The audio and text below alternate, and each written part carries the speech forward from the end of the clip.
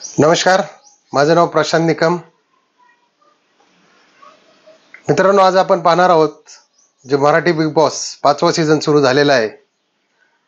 त्याच्यामध्ये साधारणतः 16 स्पर्धक आहेत. त्या स्पर्धकांना काय मानधन दिलं जातं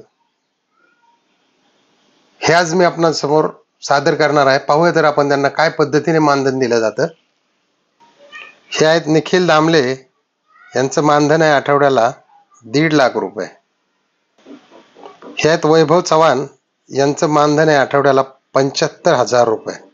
हे आहेत पुरुषोत्तम पाटील, कीर्तनकार आहेत, यांचं आठवड्याला 1,30,000 मानधन आहे. ही आहे मराठी सिने अभिनेत्री निक्की तांबोळी, हिचं सर्वात जास्त म्हणजे आठवड्याला 3,75,000 रुपये इतकं मानधन आहे. हे आपले लाडके अभिनेते पंढरीनाथ कांबळे उर्फ पॅडी कांबळे, आठवड्याला 2 लाख रुपये यांचं मानधन आहे. हे आहेत फेमस यूट्यूबर धनंजय पवार, यांचं आठवड्याला 60,000 रुपये मानधन आहे.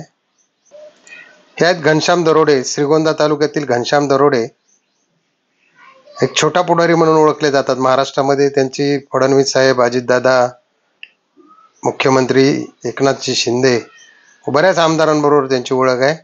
यांचं आठवड्याचं मानधन आहे 50,000. हे आपले बारामतीमधील मुरटी मोडवेचे रील स्टार सूरज चव्हाण, एक गरीब कुटुंबातील व्यक्ती, त्यांचं आठवड्याचं मानधन आहे 25,000 रुपये.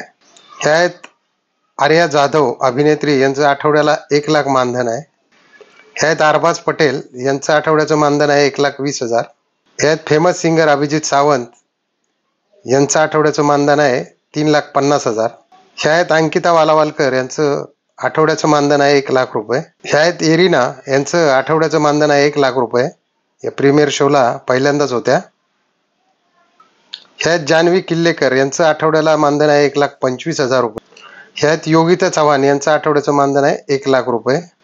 आणि हा आपल्या मराठी सिनेमामध्ये प्रसिद्ध अभिनेत्री वर्षा उसगावकर, यांचं आठवड्याचं मानधन आहे 2.5 लाख रुपये.